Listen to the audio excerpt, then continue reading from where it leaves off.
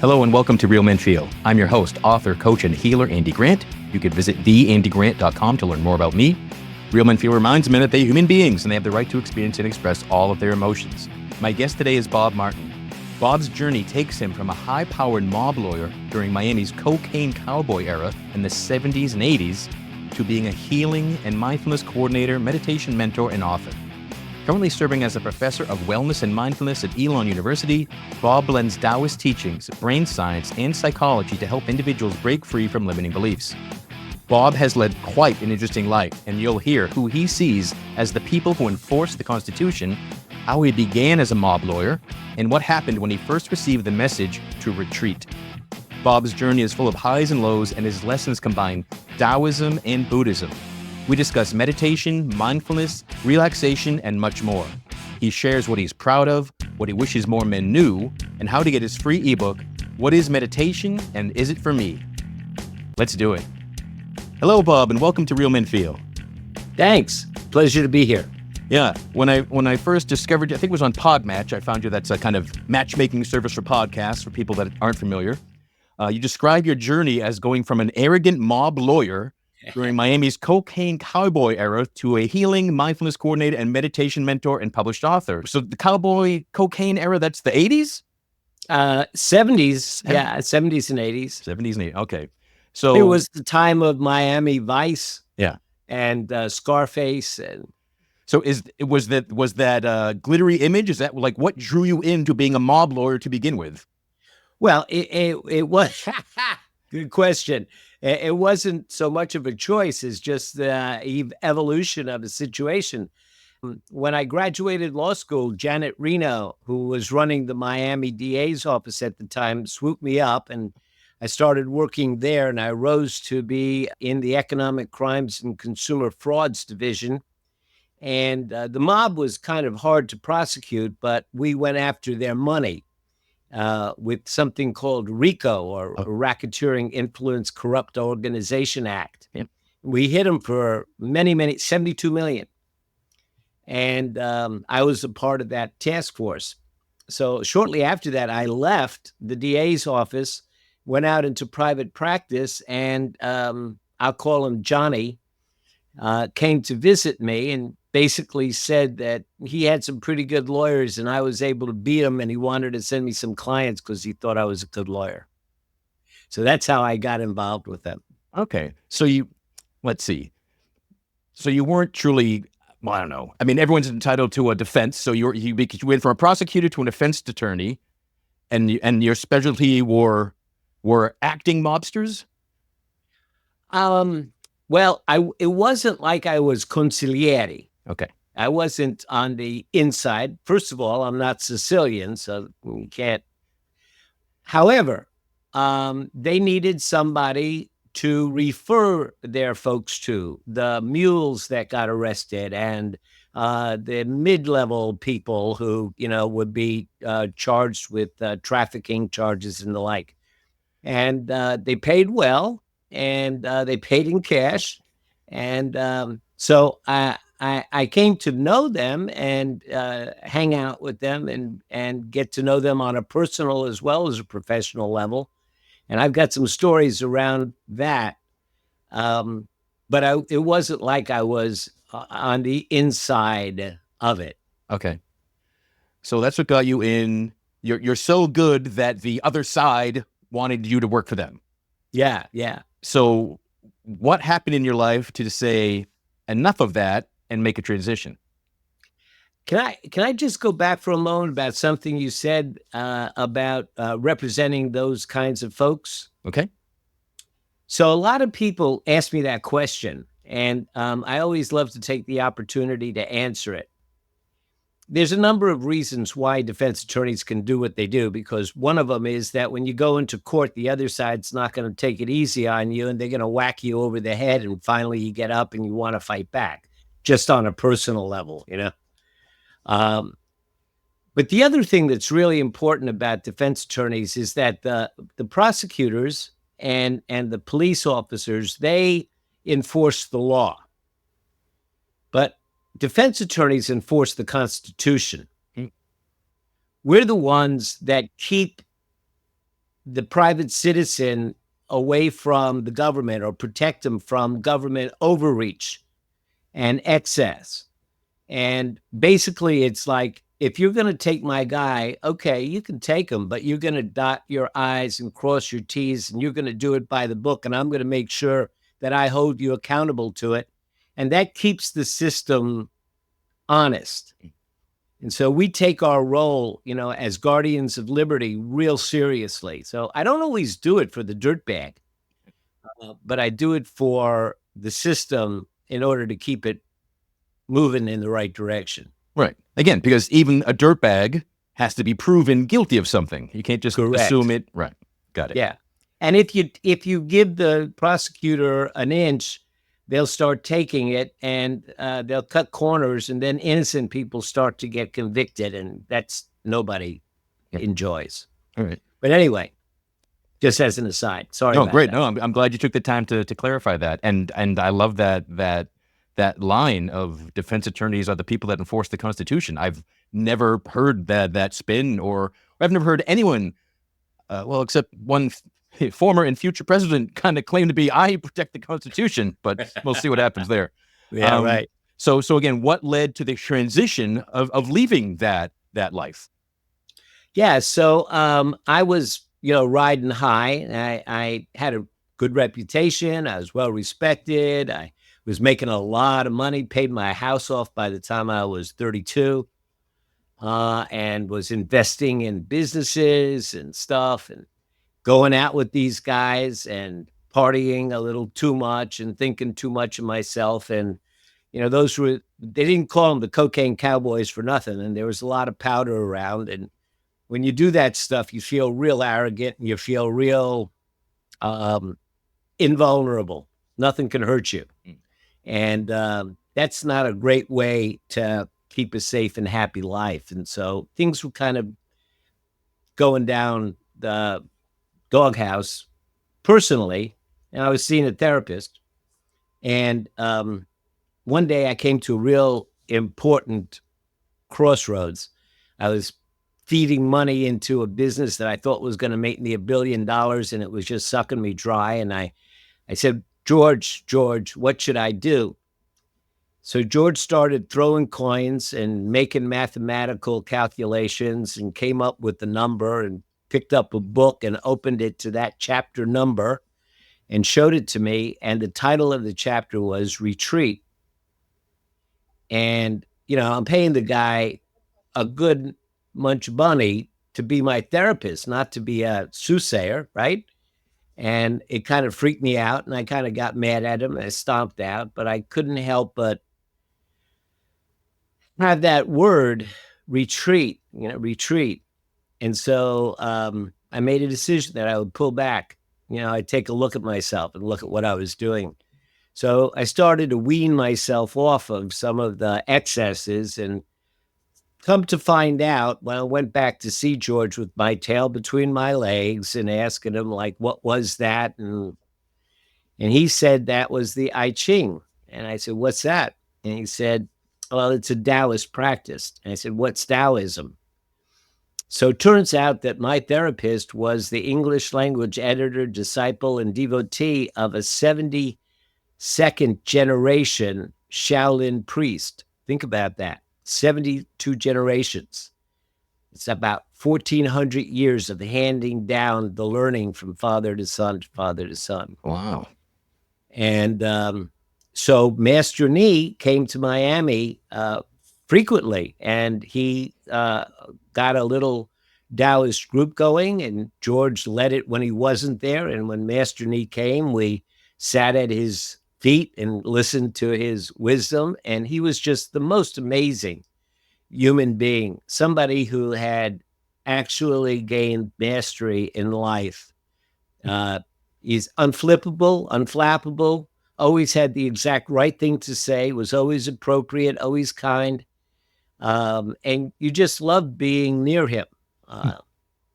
We asked him once, what's it like to be Master Ni? And he says, no rehearsing thoughts. No rehearsing thoughts. He didn't ever think about what he was going to do next or what he was going to say. It just came out automatically for him, like muscle memory. And he explained to us that that was a state in Taoism that's called Wu Wei, or doing, not doing, where you don't do anything, but nothing remains undone. Hmm. And I think that we Westerners understand when an athlete is in the zone and they're just making every 3-point shot and they can't make a mistake. They're doing everything perfect. And they come in, they say, wow, it was a great game. You know, how'd you do that? And they'll say something like, wow, it didn't even seem like it was me out there. Hmm. So we call that being in the zone. And Master Nee taught us that you can live your whole life like that. So, Well, good. So I wanted to ask, you say Master Nee had gained mastery in life. Can anyone gain mastery in life? well, to get to where he was, you'd have to spend an awful lot of time practicing. You know, I mean, he lived in a temple, and started practicing at a very, very young age, being taught by his father. So yeah, anybody can do it. I mean, but we can. It's hard to achieve that level without being monastic, you know, without going to a monastery. But we can achieve enough of it so that life can become more effortless and efficient, yet efficient and effective, but more effortless. Right. So not a completely effortless state, but more effortless than you were the day before. Right. And more resilience. You know, it's not you won't get knocked down, but you get up a lot faster. Right. So during the sounds like it was years of studying with Master Nee. So there must have been things. It had to be more than lectures. There must have been practices you took in and discovered that the fruits of those were really beneficial for you. So what was that like? Well, you know, you've heard of qigong, tai chi, kung fu. Those are all Taoist practices, physical practices, but there are a lot of contemplative practices. And one of those practices is practicing the I Ching, which is what my therapist had done when he threw the coins. And it's I practiced the I Ching all of the time that I was with Nee, and I still practice it even now, 20 years later. Not every day as I used to, because I don't have to. I've ingrained a lot of it's ingrained already in me. But whenever life, you know, presents me with the situation where I'm confounded, you know, I pull out the old book and throw the coins, and invariably, you know, it gives me a direction to go in. So I'm familiar with the I Ching as a book, and that's all. So there's an element of throwing coins to you know have guidance to what to read. That's the point. Yeah. The book that most people are familiar with is the Tao Te Ching. Yes, that's it. Yeah. And the Tao Te Ching, the Ching means the classical book, Tao means the way, and Te means virtue. So it's the classical book of the way of virtue. But the I Ching is the classical book of changes. And it is definitely a practice, not something that you read from cover to cover. And if I can tell you what Carl Jung said about it, he was fascinated with the I Ching and wrote several great treatises. And basically, what Carl Jung said is that you have two intelligences. One is verbal and rational, and the other is intuitive and nonverbal. Whenever we feel we have a hunch, we have an idea, things don't feel right. Well, we're noticing things, and our intuitive mind is sending us up a little warning signal. So what Carl Jung discovered was that if you asked it a question that was open-ended, no yes or no questions, just what do I need to know about today's interview, that kind of thing. And then you occupy the rational mind with math, which is the rational mind loves math. And so you do the coins and you're adding up tails and heads and making lines and figuring out these different lines, and that leads you to a code which you decipher, and then that leads you to a chapter and a couple of special lines and another chapter in the I Ching. So you go and you read that. But here's where I'm going to say in air quotes, here's where the magic happens. Your intuitive mind has been working on the question all the while that you've been doing the math. And so when you read the reading that you've been directed to, your intuitive mind will highlight the words that are in that reading so that it can bridge what it wants to tell your rational mind. It acts as a decoder, and it allows your intuitive mind to become verbal so that now you can effectuate the answer, which you really already knew. Does that make, did I say it right? I don't know if you said it right, but it made sense to me. I can at least pretend to follow that. I'll do that. That's cool. Let me give you an example. All right. Let's say that you are in a situation where you've got this brilliant idea and you're excited about it and you want to go share it with some friends. And you go and they're into something else at the moment and they're not listening. And you might ask the I Ching, what do I need to know about this situation? And what your intuitive mind will probably be telling you is that they're busy with something else, and this isn't a great time to try to force your ideas on them. And you just sit back and be patient and wait until they're ready to listen to you. And then in the meantime, prepare what you want to tell them so it's as clean as possible. And when they're ready to listen to you, then you'll have an opportunity to give them your idea. Cool. So you and I would know that instinctively, but we may not have it up in our consciousness. Right. But by throwing the I Ching, we would get that out of it. Right. So it's just an external tool to our inner wisdom to get the answers that we already know on some level. That was a much more succinct, concise way of saying it. Good job. Thank you. I really appreciate that because I have not heard the practice of that explained so clearly and well. So that was great. It sounds like how people use AI today, right? Just asking questions, opening Chat GPT. Oh, what should I do today? Or how should I prepare for the interview? Or how, what should I talk to my friends about my idea? A lot of people using AI for that.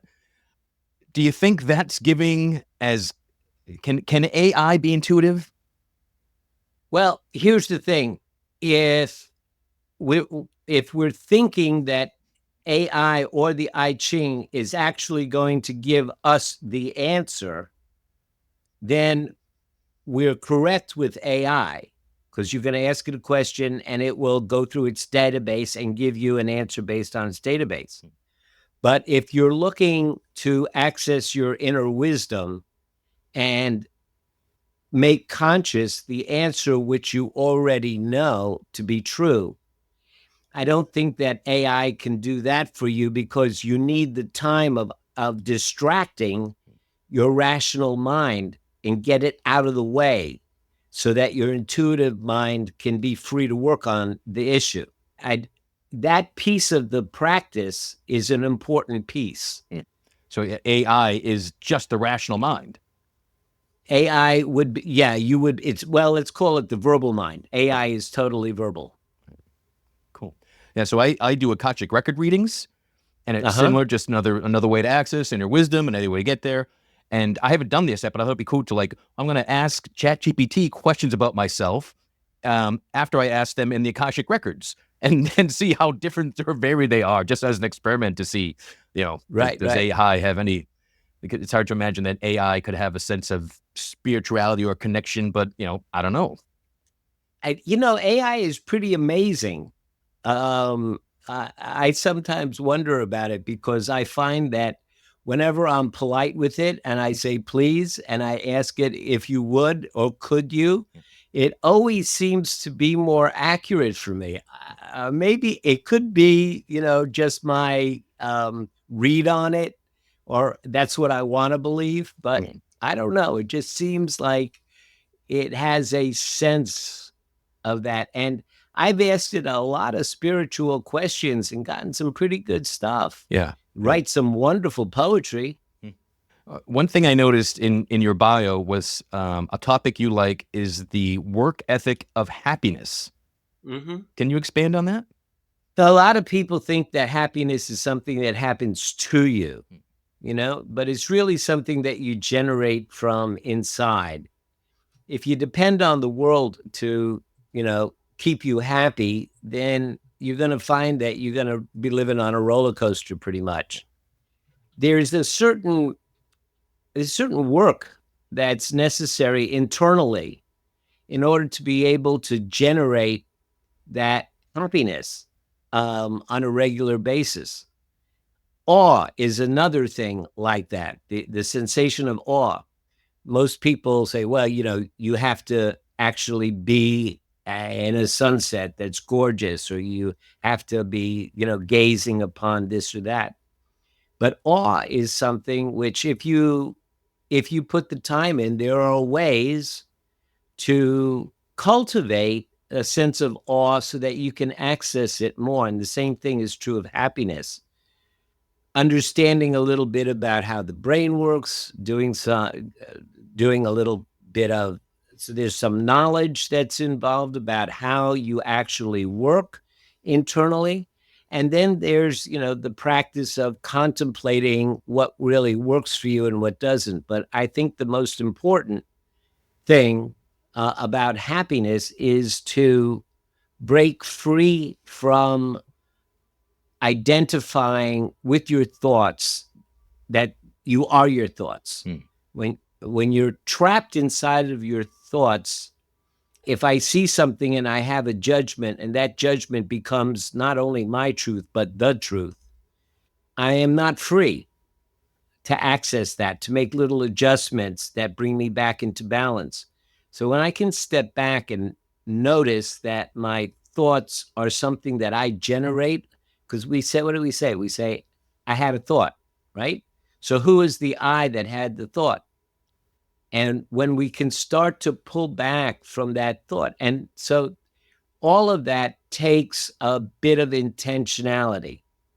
And if I know I'm going on here, but if I can go into one other little aspect of that, would it be okay? So if you look at evolutionarily, it took 2 million years or so for us to evolve from Cro-Magnon to Homo sapiens. And during that period of time, we were hunter-gatherers. We lived in a very, very clear and simple environment where what we saw we could trust as being real. And if danger was presented to us, we knew why. But today, we did a lot of physical labor, and we didn't eat all that much. We ate field onions, berries, roots, and every once in a while we were able to kill a wild boar or something, but not a lot of salt, not a lot of sugar, not a lot of fat. Today, we get more of that in a McDonald's Happy Meal than we ever got in the jungle in a month. So our physical bodies are not adapted to the lifestyle that we're living now. And the same is true of our minds. And if we don't take some intentionality to build up our sense of joy and to intentionally increase our experience of joy and happiness, we won't build up the neural pathways that will balance out the stress that the world gives us. So we have to be aware of this, and we have to intentionally surround ourselves with things that bring us joy. You've mentioned awareness a number of times, and I agree to start recognizing yourself and where your thoughts come from, and getting that separation requires some witnessing, being able to step back and see it all. And I know for me, my path to developing any awareness began with meditation, with a meditation practice. So was meditation part of the initial trainings from Master Ni for you? Not so much. Taoism is more contemplative and is more corporeal, I would say. By doing the Tai Chi, you begin to feel the ebb and flow of energy, and then you start to apply that to the ebb and flow of things in your life. You contemplate a lot of stuff. You read the Tao Te Ching and you sit back and you stay with it. It's not so much a formal meditation practice as Buddhism is. When I came to North Carolina, there's not a lot of Taoists here in North Carolina. So I started going to Buddhist temples, and that's when I got involved in meditation. And then I was called to a 2-year certification or training to become a teacher. But yeah, it was meditation ultimately that gave me the life I have today. So today you practice elements of both religion, spiritual practices. Okay, right. And was it a quest for more peace and serenity that got you to North Carolina, or what did that for you? Well, I had an agreement with my mob clients that I wouldn't do anything unethical or illegal. And that worked up until his son got arrested and charged with a 15-year felony. And then there was no saying no. And at that point, after studying with Master Nee, there was no agreeing with him. So we came to a place where not only would I not do what he demanded of me, but if another lawyer did it, I would be obligated to report that lawyer. So I didn't have much of a choice but to leave Miami. And I was passing through North Carolina. The azaleas were blooming and the dogwood trees were out. And I just thought, I'll move here. I went back and told Johnny, and he said, okay, well, sometimes a man has to move on. We shook hands and never heard from them again. Wow, that's an amazingly peaceful ending to what might not have been. So good might for you. Not have been. Yes, awesome. So then that move was the end of your legal career? No, I came to a smaller town and I went back and started over as a DA in this town and worked there for 5-7 years, and then went out in private practice. And I speak Spanish. And at that time, I was the only Spanish-speaking lawyer in town, so I got a lot of the migrants would come to me for their driving while impaired or accidents and stuff like that. So a lot of mindfulness is often a buzzword. It really rises up now and then. It feels like it's at another peak. Do you have any advice for people that are, hearing that term, like, how do I start my mindfulness practice? Like, what would you point them to? Well, the first thing I would tell them is a lot of people ask me that question. So I wrote a 40-page ebook I offer that is free. And it's called Is Meditation for Me? What it is, what it's not, how to do it, and how to get started. And I have a lot of resources in there and a lot of explanations of meditation. So it's free, or it's free to download, and there's really no obligation. So I would say, get that book and look through it. It's got a lot of resources in it. But, besides that, there are many apps and there are many books. To tell you the truth, there's only a couple of apps that I really favor. A lot of apps that claim to be meditation apps are really relaxation apps. And meditation is not necessarily relaxation. Yeah, if you meditate, you will become more relaxed, but that's not why you meditate. It's a side benefit that just happens.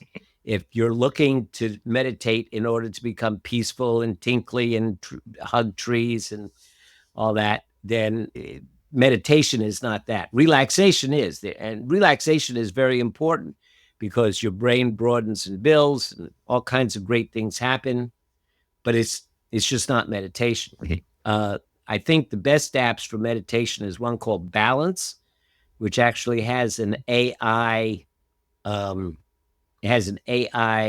coach, and then Insight Timer has many, many, many, many aspects that are just wonderful for a beginning person. And of course, I offer classes in meditation. And the way that I teach is fairly unique. No, well, it is unique because I use a proprietary app where the guided meditations are on the app. And then after you listen to it and spend a few minutes you following the instructions of the meditation, then you're asked to log how you respond to that. And every single day in my 5-week course, those logs come to my dashboard. And every single day I get up in the morning, I read the log and I give coaching.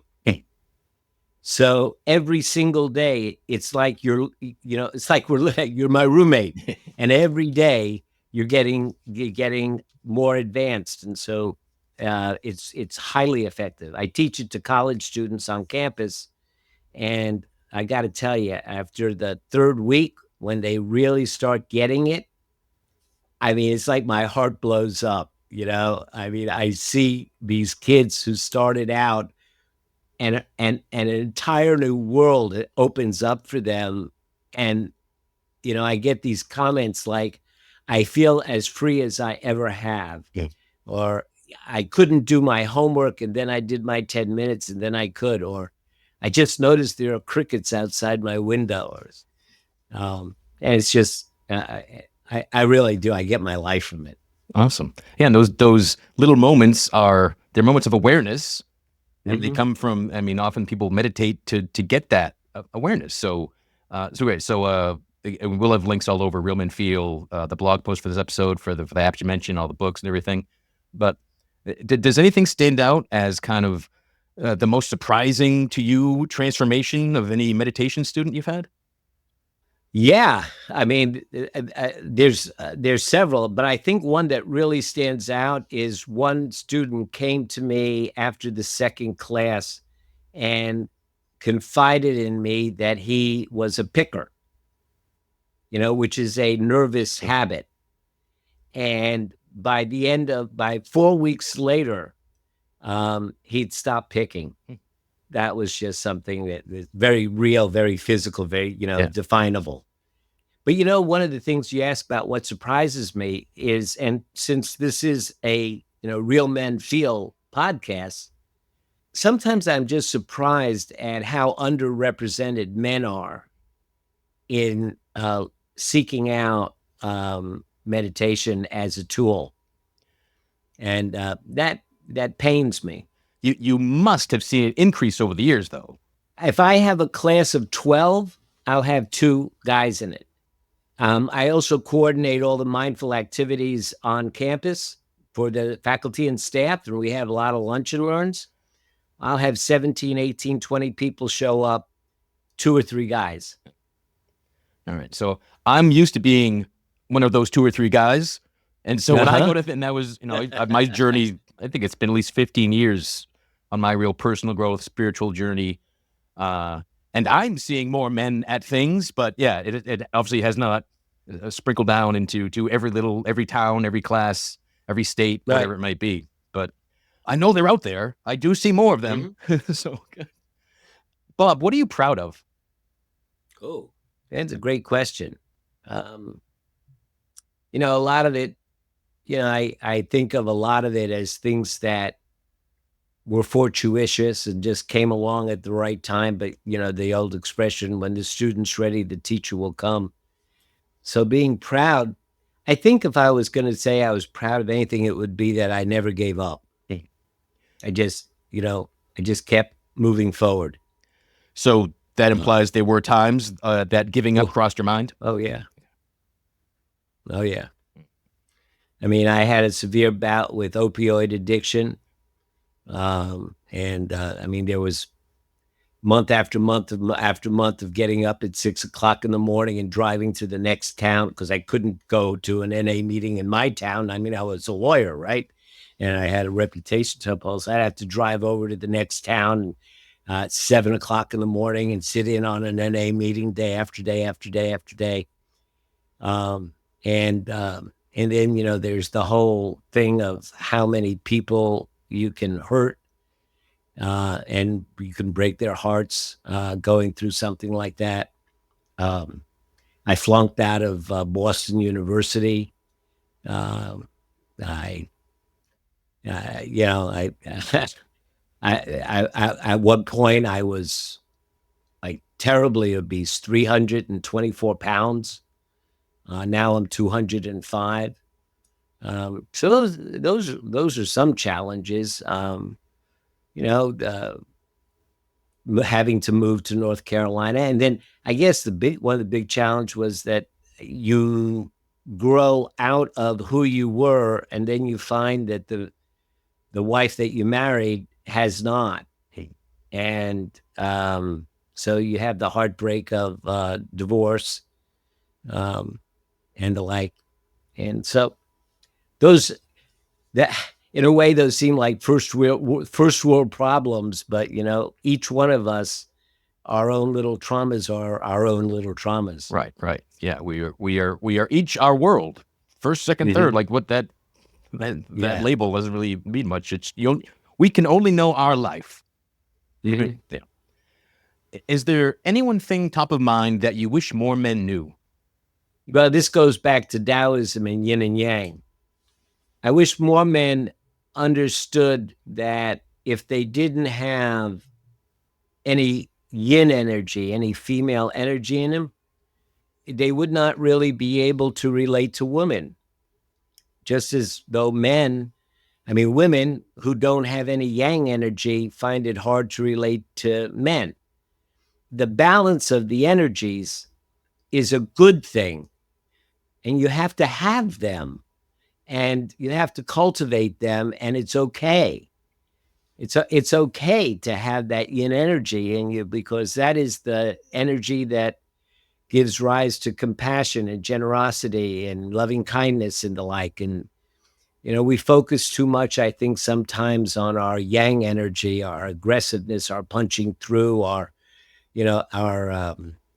arrogance, and not arrogance, but our intention to move forward and succeed. Sometimes it blinds us. So, Bob, what's the best way for people to learn more about you, keep up with everything that you're up to? wiseandhappylife.com. That is a great domain name. Thank you. And is that where you can find the free ebook you mentioned?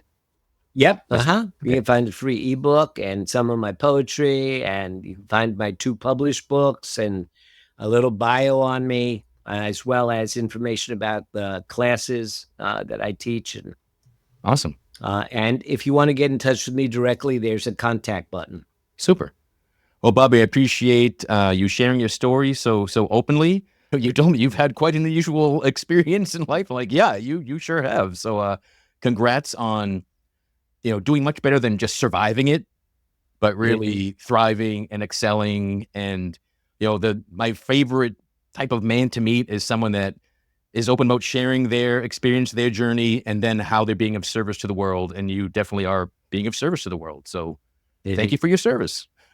And, take a bow yourself for putting together a podcast to allow for a platform where people like me can come and talk, and where your audience can listen and progress and grow. It's not an easy task to run a podcast, so you should take a bow and thank you for doing it. My pleasure. And I don't know if I even said this on a show, but Real Men Feel recently won 2 awards. The 3rd annual Signal Awards, which are for podcasts. They give out bronze, silver, and gold awards. Real Men Feel got the silver for most inspirational podcast and for best self-help and self-improvement podcast. And the gold awards went to people like Mel Robbins and Oprah.